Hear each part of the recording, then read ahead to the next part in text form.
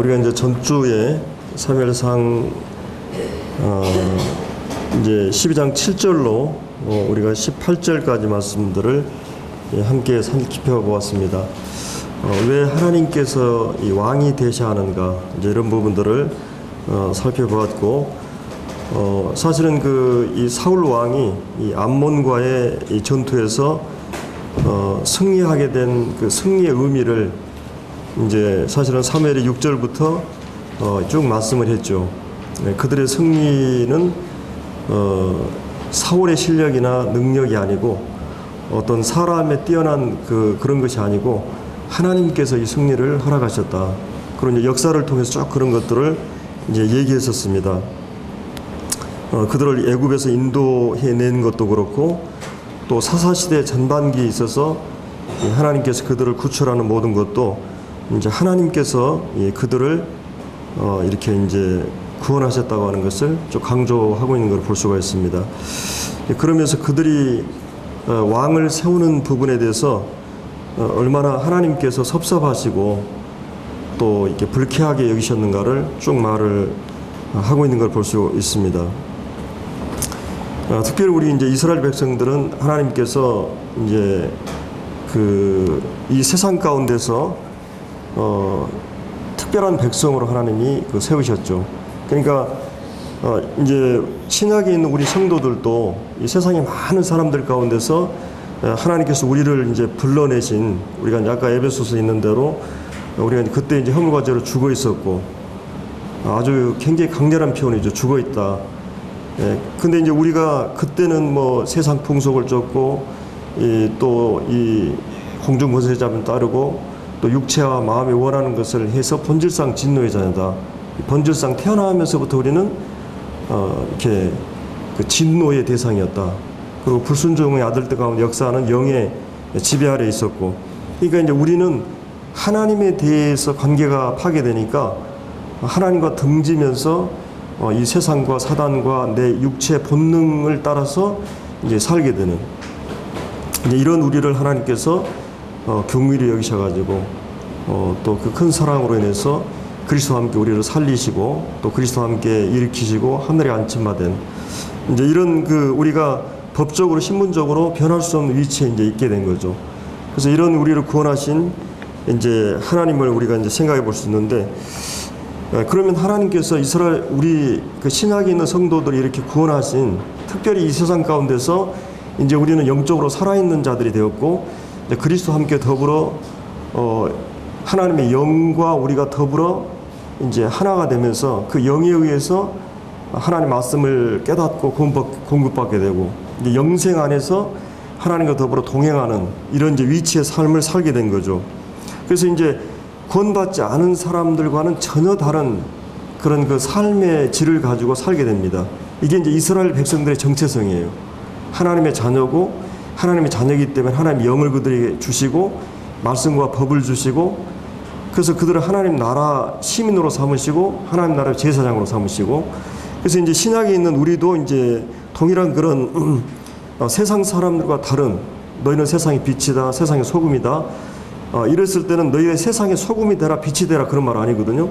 너희는 이미 그리스도와 함께 거듭났기 때문에 세상의 빛이고 소금이라는 거죠. 우리가 이제 도덕적으로, 윤리적으로, 실천적으로 우리가 세상 사람들하고 좀 다르게 행동했기 때문이 아니라 우리는 이제 존재론적으로 하나님과 우리의 관계가 회복되면서 우리의 삶 자체가, 우리의 존재 자체가 하나의 그 빛이 되고 소금의 역할을 할 수 있는 위치가 된 거죠. 그래서 이제 이런 이제 그들이 이런 하나님 백성으로서의 정체성을 가지고 살아야 되는데, 그들이 왕을 구하는 것은 이방인의 삶의 방식을 채택하는 거거든요. 이제 우리가 마태복음 6장에 보면 너희가 먹을 거, 입을 거, 뭐 이 세상 보이는 것에 전부로 목숨을 걸고 이렇게 사는 것은 이방인의 삶의 방식이다. 너희는 하나님의 자녀가 아니냐. 너희 염려하지 말아라. 염려한다고 뭐 변화된 게 아니고. 그래서 이렇게 쭉 말씀을 하는 걸 보는데, 하여튼 이제 우리가 전주에 봤듯이 왕을 구하는 것은 이게 합당치 않은 것, 이런 것들을 이제 쭉 얘기했었죠. 그리고 이제 그 마지막으로 우리가 14, 15절에는 이제 하나의 그 망고의 원리인데, 하나님 백성들에게 여전히 하나님의 자녀로 삼았지만은 또 우리에게는 이제 인격적인 자율적인 선택에 의해서 하나님을 경외하고 예배하고 섬기도록 돼 있죠.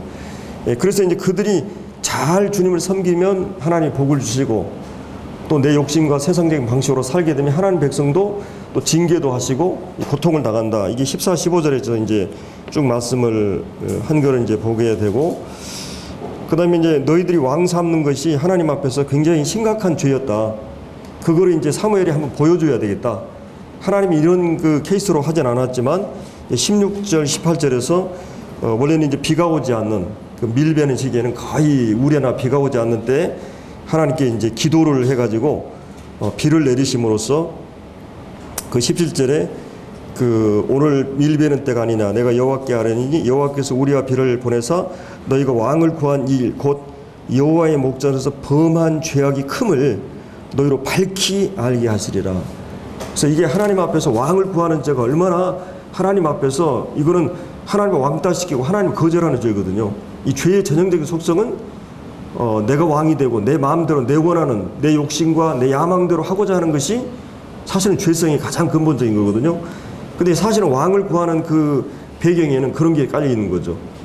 하나님이 나를 직접 통치하는 게 아니라 하나님 말씀이 나를 통치하는 게 아니라 자기들 원하는 대로 삶을 살려고 하는 이것이 하나님을 굉장히 불쾌하게 했던 거죠. 그래서 18절에 이제 사무엘이 이제 하나님께 기도하니까 하나님께서 그날에 우리와 비를 보내시니 모든 백성이 여호와 사무엘을 크게 두려워했다. 이제 이런 말씀들을 우리가 이제 함께 살펴보았습니다. 자, 그러면 이제 오늘 우리가 19절부터 이제 25절에는 어떻게 보면 사무엘은 이제 그 사사로서의 사역이 이제 막을 내립니다. 사사로. 사사 시대 때 사사는 일종의 이제 그 판관이었어요. 판사였어요. 판사. 재판을 하는 판사의 일을 합니다. 오늘날로 얘기하면 이제 정치, 경제, 정치 이제 행정적인 일들을 이 판관들이 이제 사사들이 주로 하게 되죠. 그러면서 사무엘은 어떤 사람이었어요? 하나님께 말씀을 받아서 백성에게 말씀하는 선자 사역도 하고 백성들의 죄를 하나님께 이렇게 가지고 이렇게 용서해주는 제사장 사역까지 감당했던. 근데 이제 여기서 이 사무엘이 여기 이제 마지막 그 은퇴 설교라고 할 수 있는데 그가 이제 실제적인 그런 그 일들은 왕에게 이제 완전히 위임하고 그가 이제 주님이 자기를 부르실 때까지 여전히 은퇴 이후에 하나님 앞에 할 사역에 대해서 자기가 이제 얘기를 하는 거죠. 거기에 보면은 이제 22절에 이제 그 자기 백성을 위해서 이제 23절에 기도하는 사역을 계속해야 되겠다. 그리고 이제 말씀 사역을 이제 23절에 보면 이 하나님의 말씀을 계속 가르치는 이 선지자적, 제사장적, 중보 사역을 계속해서 할 것에 대한 이제 이 얘기를 하고 있는 것을 볼 수가 있습니다. 어떻게 보면 우리가 이제 살다 보면은 보통 우리가 이제 평균 수명이 우리나라 78세라고 그럽니다. 근데 이제 그것도 이제 어린아이들이 막 중간에 죽고 청소년 때 죽고 이런 걸 다 합해서 평균 수명이 나오는 거거든요. 그러니까 뭐 조선시대 때는 뭐 평균 수명이 30도 안 됐어요. 그때는 뭐 이렇게 뭐 10명 나면 반 타작한다 그러죠. 반 죽고 반 살기 때문에 그럼 평균 수명이 굉장히 짧아지는 거죠. 근데 이제 보통 이제 어른들 기준으로 해서 평균 수명을 내면 거의 90에 가깝다고 그럽니다. 우리나라도.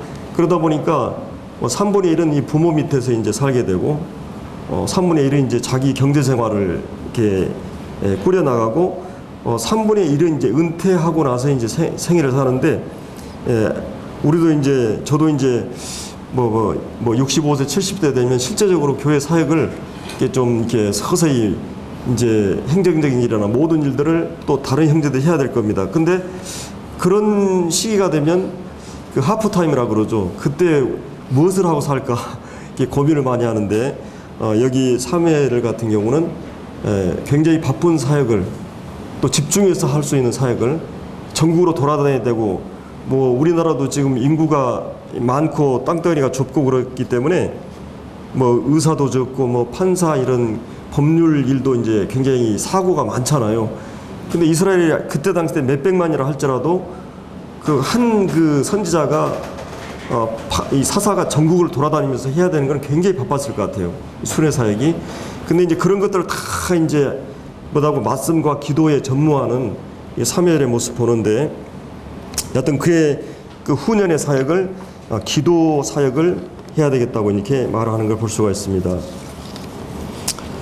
자, 여기서 이제 중요한 말씀은 한마디로 얘기해서 이제 사무엘의 그 고별 설교에서도 쭉 얘기했지만은 그 14절, 15절에서도 또 얘기를 했었고, 또 오늘 이제 20절 쭉 말씀하는 내용의 핵심은 뭐냐면 하나님만 섬겨라. 여호수아가 마지막 백성들에게 했던 말이죠.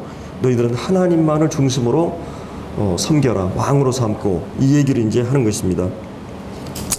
그래서 이스라엘이 이제 왕을 구하게 되는데, 하나님께서는 이제 그거를 거절하지 않고 왕을 허락하시죠.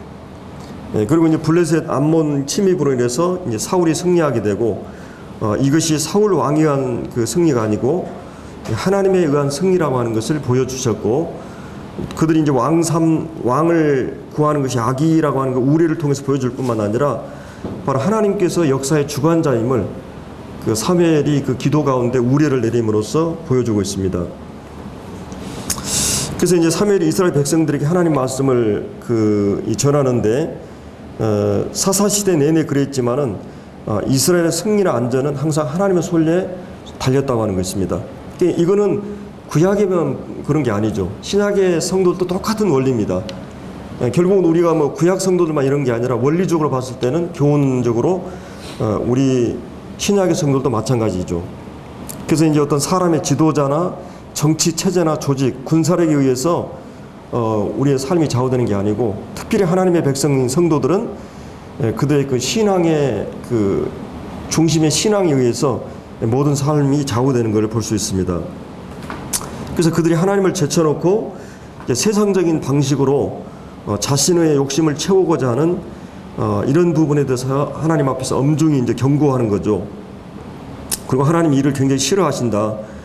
마치 하나님께서 자신이 거절당하는, 마치 하나님께서 마음을 다해 사랑을 쏟은데 그 사랑에 대한 어떤 배신감, 또 불신감, 이것이 얼마나 하나님에게 있어서는 이 불쾌한지 모르는 거죠. 그래서 이제 우리가 22절에 거기 보면은 여호와께서 너희를 자기 백성으로 삼으신 것을 기뻐하셨다. 자, 하나님께서 우리를 왜 구원하셨을까? 그래서 하나님은 우리 자신을 굉장히 사람 자신을 기뻐하십니다. 하나님께서 사람을 지으셨고 하나님 형상대로 지었기 때문에 이제는 어떤 죄로 말하면 훼손되고 하나님의 그 어떤 형상이 파괴됐지만은 여전히 하나님은 우리 사람을 사랑하시고 기뻐하십니다.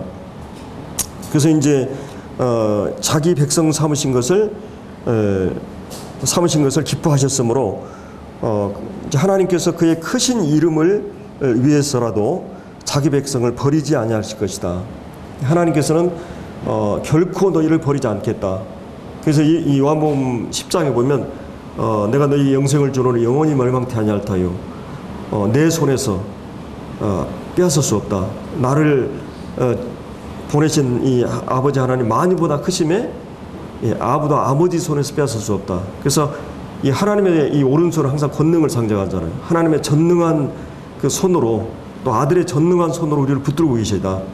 우리가 하나님을 선택하거나 우리가 하나님 잡았으면 우리가 놓쳐버릴 수도 있잖아요. 그런데 하나님이 우리를 잡으셨다고 하는 거죠. 하나님 우리를 잡으셨어요. 그리고 이제 이 로마서 8장에 보면 하나님의 사랑이 우리를 절대 어떤 것을 끊을 수 없다. 그 다음에 그리스도의 사랑이 끊을 수 없다. 우리가 이제 그리스도의 사랑은 자기 목숨을 내어주는 사랑이고, 아버지의 사랑은 자기 사랑하는 아들을 내어주는 사랑이거든요.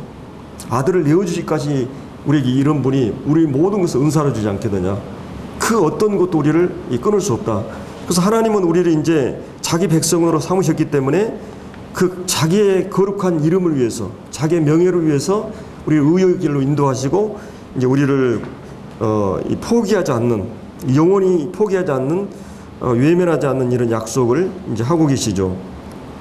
그리고 이제 23절에는 그 자기 백성에 필요한 그러니까 이스라엘 백성들이 가장 필요로 하는 것은 정치나 행정이나 이런 게 아니라고 하는 거죠. 사회적인 문제도 아니고 다른 문제가 아니라 그들의 영혼이 하나님 말씀과 기도로 영적인 지도자가 가장 그들에게 필요하다. 군사 행정 이런 것이 아니고 뭐 이스라엘 백성들이 뭐 군사가 약하고 뭐 정치력이 약하고 경제력이 뭐 이런 것이 아니라는 거죠. 그들의 믿음이 무너지면 하나님께서 그들을 축복하지 않아요. 그 신학교에도 마찬가지죠. 우리 성도들도 내가 왜 이렇게 어려움이 되냐고 뭐 문제가 아니라 이런 것은 다 영적인 문제라는 거죠. 도덕적인 문제나 뭐 어떤 그런 어떤 뭐 이렇게 윤리적인 차원이 사회적인 차원이 아니고 하나님과 우리의 관계에서의 문제라고 하는 것을 얘기하고 있는 것입니다. 그리고 이제 24절에도 너희는 여호와께서 너희를 위해 행하신 큰 일을 생각하여 오직 그만을 경외하고 마음을 다해서 진실히 섬길 것을 이제 말하고 있습니다. 우리가 이제 이 하나님을 경외한다고 하는 것이 어떤 의미가 있고 또 우리가 왜 하나님을 경외해야 되고 또 어떻게 하면 하나님을 경외할 수 있는가 이런 부분을 쭉 살펴보았죠. 우리가 이제 잠언 2장에 보면 그 하나님 말씀을 잘 읽고 듣고 가까이 하고 이렇게 되면 하나님 경외함을 깨닫게 될 것이다. 그래서 우리가 하나님 말씀이 아니고는 이제 천주교가 왜 부패해야 됐습니까? 천주교의 부패의 원인은 말씀을 닫아버렸어요. 그러니까 여러분이 마태복음 13장에 보면 그 말씀이 막힌다는 말이 나와요. 그게 가시덩굴 이렇게 씨가 뿌려지면은 그 말씀이 막힌다 그랬어요. 영양분이 다 그쪽으로 빠져간다고 그런 거죠. 근데 이제 베드로전서 3장인가 보면은 또 이제 기도가 막힌다는 말이죠. 부부싸움 하거나 이 관계가 어려워지면 기도가 막힌다. 이게 막혀버리면 하나님께서 우리에게 말씀하신 게 차단이 되고 우리가 하나님 기도하는 게 차단이 돼버리는 거죠. 예, 이것이 굉장히 중요한 거죠. 그래서 이제 여기에 그 하나님을 경외할 것은 이제 마음을 다해서 진실히 하나님을 섬길 것을 얘기하면서 마지막 25절에 이제 경고가 나오고 있는데 어떻게 보면 이거는 그 아브라함을 하나님 부르실 때부터 구약에 계속 2000년 동안 계속해서 만구의 원리나 진리가 있어요. 그런 너희들 하나님 말씀을 잘 듣고 하나님을 잘 섬기고 따르면 하나님 계속 너희들과 함께하고 모든 걸 승리하게 하고 번영하고 뭐 복을 허락하실 것이다. 그런데 너희들이 하나님 말씀을 떠나고 하나님 말씀을 경외하지 않으면 너희들이 그때부터 이방인들이 침략하게 되고 경제적인 어려움이 오고 특별히 구약의 복의 개념은 이제 그런 것이었죠. 이제 이런 이 땅에서의 그거를 이제 그 계속해서 반복합니다. 이 아브라함 때부터 해가지고 아브라함, 이삭, 야곱, 요셉, 모세, 뭐 여호수아, 그다음에 이제 그 사사 시대뿐만 아니라 이제 왕정 시대, 이 사울과 다윗과 솔로몬, 북남 이 열왕 시대도 그렇고 계속 이걸 강조해요. 이 부분을 하나님을 절대로 잊어버리지 말라. 그럼 너희들이 고통이 된다. 이거를 계속해서 이제 말하는 걸 볼 수가 있습니다. 그래서 이제 한 사람이 이제 어떤 그 신앙의 수준이 무엇인가 했을 때, 그거는 이제 결국은 이제 그 인격이나 영혼의 그릇이 이 하나님 말씀과 지식과 또 이런 이 말씀이 그 의지를 통해서 실행이 되는 이런 과정을 통해서 그 말씀과 그 인격이 하나 되고 이 말씀과 삶이 하나로 되는 그런 그 인격으로 이제 세워져 가는 것이죠.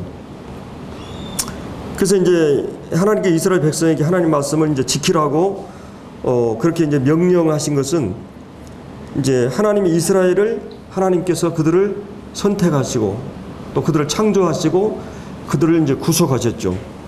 그래서 하나님이 하나님의 목적과 내용으로 그들의 인격에 채우고자 하는 그래서 이제 그 약속으로서 자기 백성을 이제 삼으신 것입니다.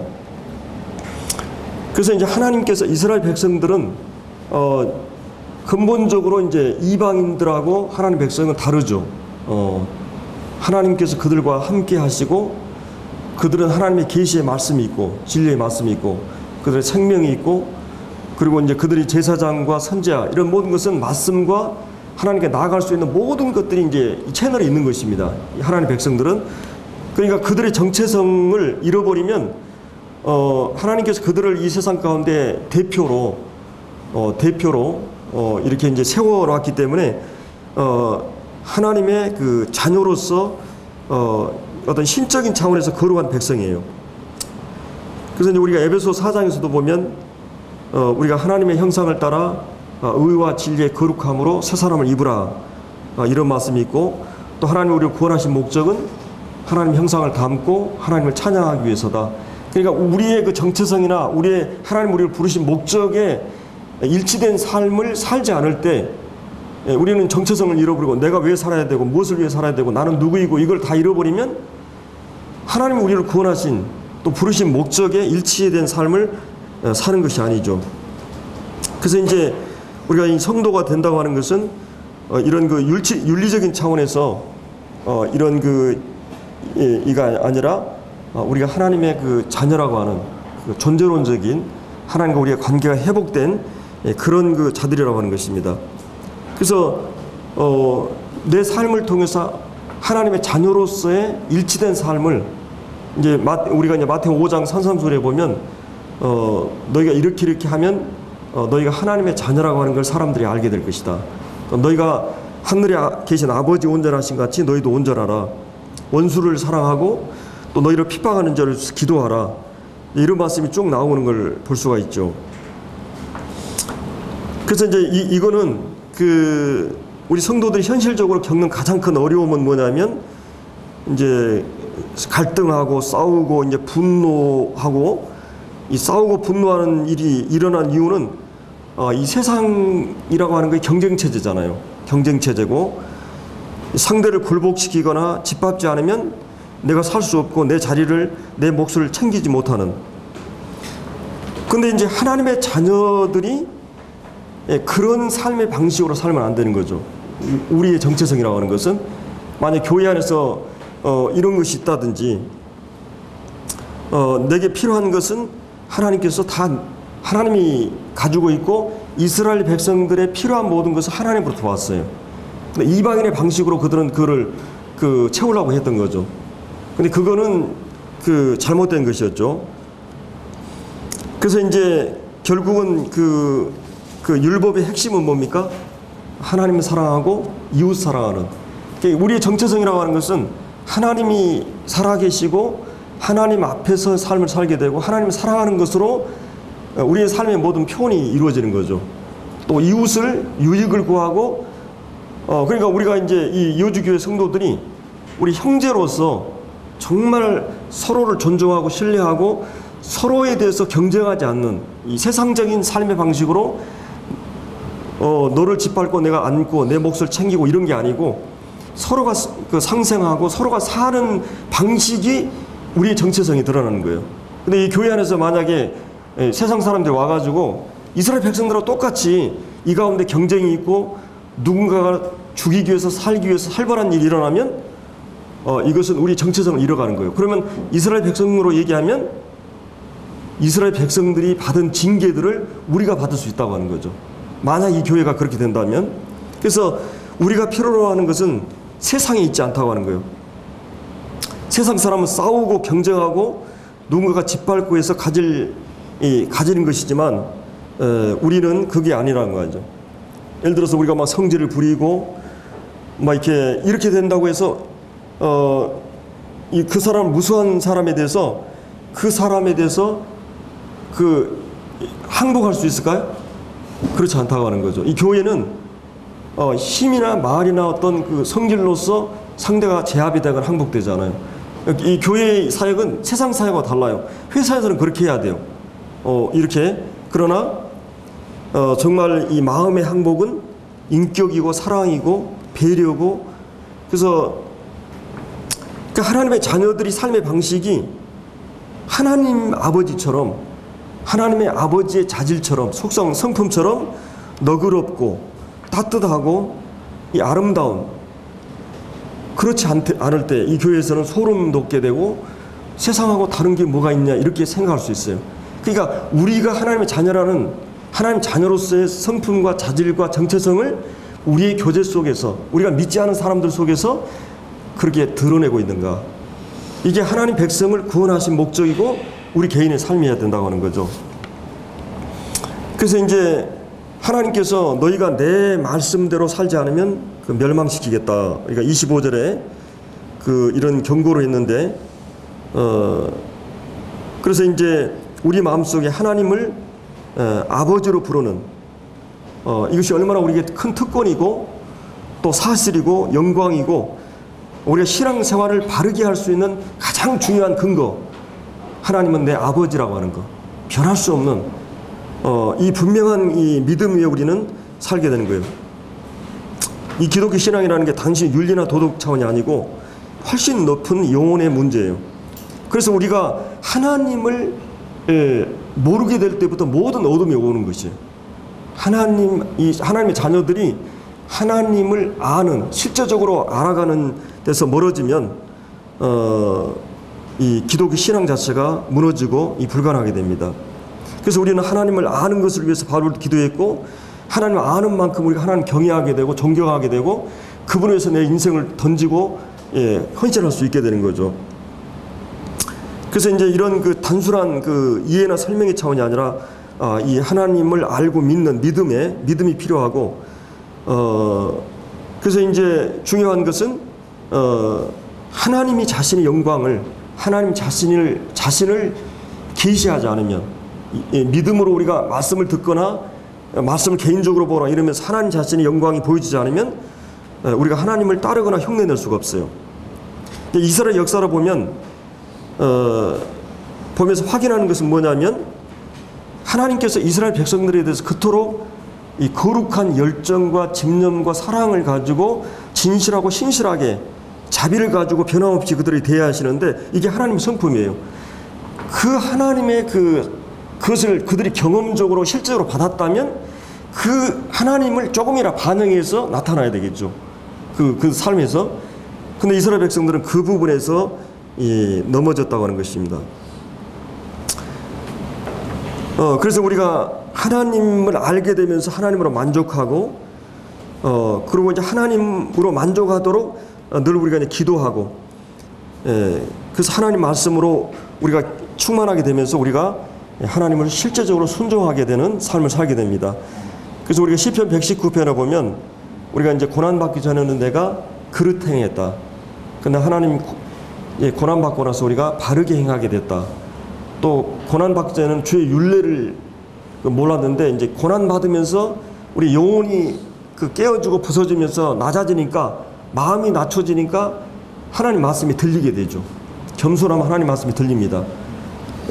이 교만은 기가 없다 그랬잖아요. 교만한 사람 절대 하나님 말씀이 들려오지 않는 거죠. 그래서 이제 이 핵심은 이 율례를 배웠다는 말은 하나님 되심의 것들을 이제 배우게 된 것이죠. 이 하나님을. 그래서 이제 그리스도인들의 궁극적인 것은 권력도 아니고 돈도 아니고 건강도 아니고, 그 다음에 오직 하나님 자신에게 우리 답이 있어요. 세상은 세상 속에서 답을 구해요. 이스라엘 백성들이 이방인처럼 이방인들의 방식으로 답을 구하는 것은 말이 안 되는 거죠. 그래서 우리 궁극적인 질문은 정말 인생이란 무엇인가? 경제적으로 지금 내가 어렵고, 또 질병적으로 내가 어렵고, 사회적으로나 육체 이런 정신적으로 여러 가지 이런 모든 문제들의 원인이 무엇일까? 우리의 모든 문제는 영적인 문제라는 거죠. 근데 인간은 영적 존재이기 때문에 이 고난이 올 때만이 하나님 앞에 바로 설 수가 있게 돼요. 우리의 그 영혼이. 그래서 이 율례라고 하는 말은 하나님의 어떠하심을, 그 하나님의 은혜와 자비, 거룩, 복되신 내용을 우리가 실제로 알게 되는 것이, 하나님의 율례를 배우게 됐다는 것은 하나님 자신이 어떤 분인 것을 실제적으로 나는 그분이 정말 거룩하신 분이고 사랑과 긍휼과 은혜가 풍성하신, 그리고 신실하신 하나님 것을 고난 가운데서 실제적으로 경험하게 됐다는 것이죠. 그래서 이제 내 이웃에 대해서 사랑하게 되고, 또 내가 정직하게 되고 겸손하게 되고, 잘못하면 주님 앞에 용서를 구하게 되고, 이것이 성도의 훌륭함이고 가치 있는 성도의 모습이라고 하는 거죠. 그래서 이제 신앙생활이 정말 이제 하나님을 알게 되면 내 영혼으로부터 하나님을 기뻐하고 즐거워하게 되고, 그분을 인해서 감사하게 되고, 또 그래서 우리가 로마서 5장에도 있는 대로 환난 중에도 우리가 기뻐하는 것은 환난이 인내를, 하나님의 인내를, 연단을, 또 하나님의 사랑을 실제적으로 우리가 부음받고 체험하기 때문에 고난은 그리스도인에게 필요한 부분인 것을 말하고 있습니다. 그래서 하나님께서 하나님의 백성들을 환난으로 인도하시고 또 환난 속에서 우리 인간에게 진정한 필요한 것, 또 인간의 답을 하나님께서 우리에게 허락하시는 걸 볼 수 있습니다.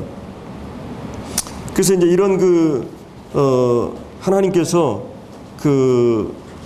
하나님의 백성으로서의 정체성을 분명하게 드러내는 삶을 위해서 하나님께서 이스라엘 백성들에게 이 자신이 그들의 주인이 되고, 결국은 이제 왕을 구하는 문제나 그 왕을 구하는 것이 뭐라 그랬어요? 죄라 그랬어요, 안 했어요? 죄라 그랬잖아요. 그러면 또 여기 뭐라 그랬습니까? 23절에 기도하기를 쉬는. 그럼 기도하지 않는 것이 뭐라 그랬어요? 그러면 가만히 생각해 보면 하나님을 왕으로 삼지 않은 거나 기도하지 않는 것은 거의 비슷한 거예요. 그렇잖아요. 하나님이 내게 필요합니다. 그러니까 이스라엘 백성들이 그 애굽에서 고통당할 때나 사사시대 때 막 고통을 당할 때 어떻게 했습니까? 하나님 부르짖었어요. 하나님이 필요합니다. 하나님이 없으면 안 되겠습니다. 이게 기도잖아요. 그럼 하나님의 뜻대로 하십시오. 그러니까 내 소원이나 내 뜻을 하나님께 관철시키고 어거지 쓰는 게 아니에요. 기도는 내 뜻을 하나님이 들어주세요, 이게 아니고, 기도의 궁극적인 것은 하나님의 뜻 앞에 내가 굴복하겠습니다. 이게 기도의 본질이거든요. 그럼 하나님은 그런 기도를 들으시면 안 되겠죠. 내 뜻대로 되십시오 하는 것은 돼서도 안 되고 될 수도 없어요. 우리가 자녀들을 키우면서 자녀들이 원하는 걸 다 줄 수가 없잖아요. 그래서 이제 이스라엘 백성들이 이제 이렇게 이제 왕을 구하는 이런 우를 이제 범하게 되는데, 여기에서 이제 23절에서 이제 사무엘은 자기 백성들을 위해서 하나님 앞에 기도할 것을 말하고 있습니다. 나는 이제 기도하는 것을 쉬는 죄를 범치 않겠다. 우리가 이제 기도의 중요성을 참 많이 우리가 알고 있고, 또 왜 기도가 필요한가, 또 기도가 얼마나 중요한가, 이거는 두말하면 잔소리가 되는 거예요. 네, 정말 기도가 중요하다는 거 우리가 다 알아요. 그러면서도 사실 우리는 기도하지 않아요. 실제 보면은 우리가 이제 수요일 날 기도 집회도 우리가 말씀을 한 거의 1시간 10분 정도 이렇게 지나보다 기도 시간 한 20분 이렇게 하잖아요. 근데 제가 이제 경건의 시간 갖는 것도 보면 1시간 경건의 시간 보면 보통 50분 말씀 보고 한 10분, 길면 20분, 30분 이렇게 기도하고, 기도 비율이 참 작아요. 물론 이제 기도라고 하는 것은 기도할 내용들이 많이 있죠. 기도할 내용들이. 근데 우리는 적어도 이제 중보 기도를 주보에다 해가지고 그날 기도하지. 한 달 동안 쭉 성도를 이렇게 기도하는데, 그만큼 기도는 마음의 준비가 필요한 거죠. 이 조지 물러가 그런 기도하기 전에 항상 말씀을 묵상했다고 그래요. 말씀을 통해서 주님 묵상하고 말씀 묵상하면서 충분한 시간을 묵상하고 그 하나님을 향해서 기도하기 시작했다고 하는 적이 있습니다. 하여튼 우리가 기도가 얼마나 중요한가, 기도하지 않는 것은 왜 기도하지 않을까요? 그만큼 믿음이 약화됐다는 말입니다. 믿음이 없는 건 아니에요. 주님도 너희 믿음이 적은 자들아, 믿음이 없다고는 표현하고 적은 자라. 그러니까 적재적소에 믿음을 활용하지 못했어요. 주님이 함께 하신데도. 그래서 왜 기도하지 않은가? 이 믿음이 약화될 때, 그래서 우리가 하나님이 정말 하나님이 가장 기뻐하시는 것이 믿음의 사람이잖아요. 히브리 11장 6절에 있는 대로 하나님 믿음이 없이 하나님 기쁘시게 할 수 없다. 하나님께서 하나님 자신을 믿어주는 것을 가장 기뻐하시고, 또 하나님의 존재나 하나님의 보상에 대해서 분명한 믿음이 있는 사람만이 하나님께서 기뻐하시는 겁니다. 그러니까 우리가 하나님을 기쁘시게 하지 못하는 것은 지금 믿음의 길에서 약화된, 그래서 이제 정말 하나님을 찾지 않고 사람이나 방법을 찾고 세상 사람도 뭐 무당이나 우상을 찾고, 근데 우리는 이제 이 문제를 믿음으로 해결하는, 그리고 영적인 무지, 그래서 이제 기도는 결국은 기도는 이제 대화잖아요. 누가 벙어리가 됩니까? 듣지 않은 사람이 벙어리가 되죠. 하나님 말씀이 계속 들려오고 실제적으로 내게 들려오면, 하나님에 대한 확신이 서면 하나님께 감사와 기도를 하게 됩니다. 그래서 이제 우리가 이제 예를 들어서 뭐 문형제나 뭐 우리 형제들하고 이렇게 가끔 이제 교제를 하면 뭐 2시고 3시간이고 뭐 시간 없이 막 얘기를 하잖아요. 막 얘기를 갔다 왔다 얘기를 하는데, 이 보이니까 또 많은 그 얘기들을 하게 되고 그러는데, 하나님하고 딱 독대하고 앉으면은 기도가 10분 정도 되면 이제 막 기도가 계속 안 되잖아요. 근데 왜 그럴까요? 결국 이제 우리가 전화도 잘 불통이 되고 잘 안 되면, 충전이 안 됐을 때 하나님을 아는 것으로 충전되어 있지 않기 때문에 전화가 안 들리잖아요. 그래서 우리가 이제 그 기도에 있어서 말씀과 기도는 굉장히 중요한 밀접한 관계가 있고, 하나님의 말씀과 이 하나님에 대한 것으로 먼저, 그러니까 하나님이 누구시고 우리 기도의 대상에 대해서, 우리의 대화라고 하는 것은 대상이 살아있고 인격적으로 그 대화할 수 있는 상대가 있기 때문에 대화가 끊기지 않는 거죠. 근데 하나님도 그 인격으로, 영이지만 인격으로 살아계신 분으로 인식하게 된다면, 이 기도에서 가장 중요한 것은 기도의 대상에 대한 인식이에요. 예배 때도 마찬가지고 우리 개인 기도도 마찬가지고, 하나님을 먼저 그 인식하는 것, 하나님이 어떤 분이고, 그리고 그거를 계속 생각하면서 내가 기도하는 그 대상이 누구인가, 하나님이 어떤 분인가, 그 생각을 많이 하는 것. 그냥 기도를 일방적으로 이렇게 할 수도 있지만은, 개인적인 기도, 사기도는 이제 충분한 기도를 해야 되니까, 충분하게 하나님이 어떤 분인 것을 상기하는 시간이 필요하죠. 내 인생에서 하나님이 어떤 분으로 경험되었고, 또 말씀을 근거로 해서 하나님이 어떤 분인가, 그리고 하나님이 지금 이 시간에 나와 함께 하시고, 또 내 기도에 귀를 기울이시고, 그리고 내 기도를 들으시는 분, 그리고 마치 이게 이제 어떤 기도는 무릎을 꿇고 특별한 장소에 특별한 시간에 하는 수 있지만은, 어떤 기도는 이제 무시로 성령 안에서 기도하고 쉬지 말고 기도하고 동행 기도처럼, 우리가 마치 부부가 차 타고 가고 걸어가듯이 늘 하나님은 내 옆에서 나는 기도할 수 있죠. 주님 하면서 기도할 수 있는 거죠. 그래서 이런 그 묵상을 하고, 내 묵상이 하나님께서 묵상을 받으시고, 그래서 이제 이 사단이 가장 싫어하는 사람은 기도하는 사람입니다. 기도 없는 그 성경 공부, 기도 없는 예배, 기도 없는 봉사, 기도 없는 전도, 기도 없는 설교에 대해서 두려워하지 않는다고 그래요, 사단은. 근데 사단이 가장 두려워하고 떤 것은 기도로부터 시작하는 모든 것들. 그래서 우리 모든 것의 범사에 기도로 시작이 됩니다. 이 기도는 하나님의 보좌를, 하나님 마음을 움직일 수 있는 게 기도잖아요.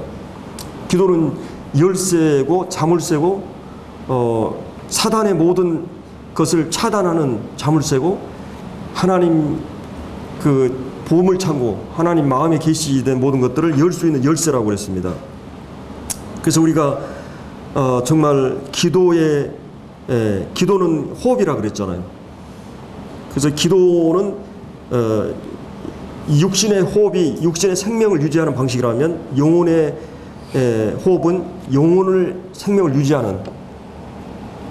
그래서 이제 우리가 이 하나님 말씀을 듣는 것도 중요하고 하나님께 기도하는 것이 중요해요.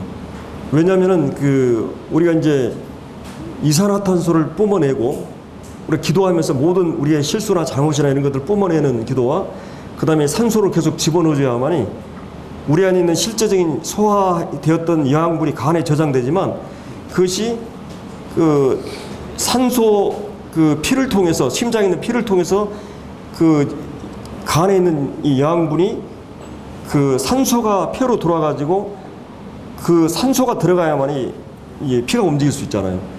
그래서 이 피가 전 몸에 흐르면서 영양분이 다 공급이 되는 겁니다. 그러니까 내가 들은 바 말씀이 실제적인 능력이 되는 것은 또 기도예요.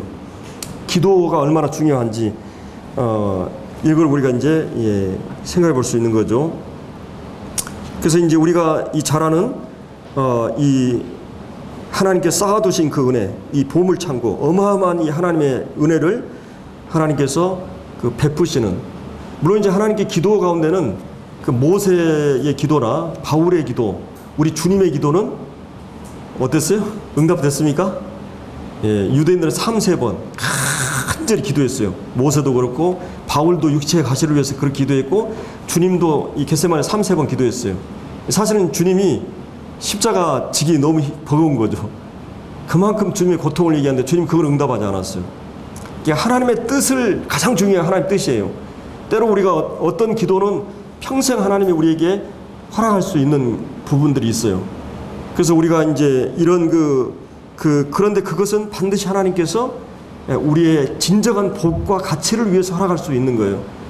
우리가 다 하나님 앞에서 우리가 다 헤아릴 수 없지만, 그래서 우리가 역사적으로도 그런 많은 인물들이 하나님 사람들이 우리가 잘 아는 이제 바울 같은 경우도 병을 다 치료하고 막 이랬잖아요. 근데도 본인은 하나님께서 그것을 너를 너무나 많은 계시를 받았고 또 너무나 많은 그 전도를 했고 교회를 세웠고, 그래서 네가 자고하지 않도록 네 육체 가치를 허락하시고 내 은혜가 내가 좋거도다. 그러니까 하나님께서 너에게 베푼 그 은혜가 얼마나 크냐면, 마치 그 물고기가 자기가 마실 수 있는 물만 있는 게 아니잖아요. 어마어마한 물이 있고 이 공기가 내가 마시는 것만 있는 게 아니라 어마어마하게 있듯이, 하나님의 은혜가 너에게 필요한 은혜만 아니라 내 은혜가 내게 넘치도록 하나님이 주셨기 때문에 그 은혜로 너는 살아가라. 그러면서 너를 그 가시를 주신 것은 그거를 통해서 내가 능력이 머물고 너에게 능력을 계속 허락하시기 위해서 허락하신 거라고 이렇게 얘기합니다. 때로 이제 우리가 다 이해할 수 없지만 하나님께 때로 그런 거를 간혹 그 성도들이 허락하시는 경우들을 우리가 보게 되죠. 그래서 이제 주님께서 이 성경에 누누이 강조하는 기도하라. 우리가 이제 예수님 생애도 기도를 모범을 보이셨고 기도를 가르쳤고, 이 산상수훈이나 고별설교에도 기도에 대한 얘기 많이 나오죠. 무엇을 기도해야 되고 왜 기도해야 되고 어떻게 기도하고, 이 기도에 대해서 무진장의 교훈이 있습니다. 우리가 사도행전을 보면 기도 행전이에요. 사도 바울, 가장 영성이 훌륭한 기독교사의 그런 이 바울도 어떤 사람이었어요? 기도의 삶을 살았고, 그 다음에 그는 서인서마다 기도로 넘쳐나요. 기도의 사도였어요. 그래서 우리가 사무엘 같은 경우도 여기 보면 평생 기도의 용사였어요. 그리고 이 사무엘이란 말이 한나가 기도의 여인이었잖아요. 기도의 응답이란 말입니다. 엘자가 하나님이자 하나님께서 응답했다는 말이에요. 이 사무엘이라는, 사실은 이 이름을 지을 때는 부모들이 어떤 뜻으로 지어요? 그 부모의 소원과 기대가 거기에 들어가 있는 거죠. 제가 혜선이 이름을 은혜로 구원받고 선하게 살아라, 사랑으로 살아라. 혜진이는 하나님의 은혜를 늘 은혜로 구원받고 너는 이제 이 말씀 안에서 진리 안에서 살아라. 이러기 위해서 이제 부모가 그 이름을, 거기에 신앙이 들어가 있는, 부모의 기대가 들어가 있는 거죠. 그런 것처럼 이 한나는 이 사무엘 이름을 그렇게 해줘서 기도의 사람으로 살기를. 그래서 평생 이 사무엘은 기도의 삶을 삽니다. 그리고 이 기도로, 그리고 여러분이 이 성경에 보면 실수가 없는 유일한 두 사람이 나와요. 실수가 기록되지 않는, 그게 요셉과 이 사무엘입니다. 그만큼 그들은 훌륭한 기도의 사역자들이었습니다. 그래서 이제 이런 마지막 그가 퇴임 연설을 하면서 그런 하나님 말씀과 기도로서 살 것을 말하고 있는 것을 이제 이 말씀 가운데서 보게 됩니다. 그래서 우리가 정말 오늘 우리가 살펴볼 수 있었던 것은 왕을 구하는 것도 이 죄고, 그 다음에 기도하지 않는 것도 죄다. 기도는 하나님을 하나님 되게 하시고 하나님과 우리의 관계를 돈독하게 하고, 아버지 하나님께서 가장 기뻐하시는 거, 우리가 입을 벌려서 하나님 아버지라 부르는 순간, 우리가 누군가가 이름을 부를 때 그때부터 그런 의미 있는 존재가 되었다고 하듯이 하나님도 우리도 기도를 통해서 만나기를 원하시고, 그래서 우리가 기도하지 않는 것은 죄다. 기도에 힘쓰는 우리가 되어야 되겠습니다. 기도하고 마치겠습니다. 아버지 하나님, 저희들이 참 이 말씀을 통해서 하나님께서 진정 바라시는 것이 무엇인가, 참 하나님께서 우리에게 왕이 되시고 또 왕으로서 하나님과 우리의 관계에서 끊임없이 우리가 교제하며 동행하기를 원하시는 아버지 하나님 마음을 알게 됩니다. 그리고 이제 우리를 통해서 이 세상 가운데서 정말 하나님의 자녀로서의 삶으로 아버지 하나님의 자녀로서 아버지를 드러내고 또 주님의 증인으로서의 삶을 살기를 원하시는 아버지 하나님의 뜻을 저희들이 다시 한번 확인하게 됩니다. 주님, 저희들이 이런 합당한 삶을 살아내기 위해서 우리가 주님 앞에서 항상 주님을 왕으로 모시고 또 늘 기도하는 말씀과 기도의 사역을 저희들이 잘 감당해 갈 수 있도록 저희 교회를 또 개인을 주님 붙들어 주시기를 원합니다. 주신 교훈들 감사하고 존귀하신 주 예수 그리스도 이름으로 기도드리옵나이다. 아멘.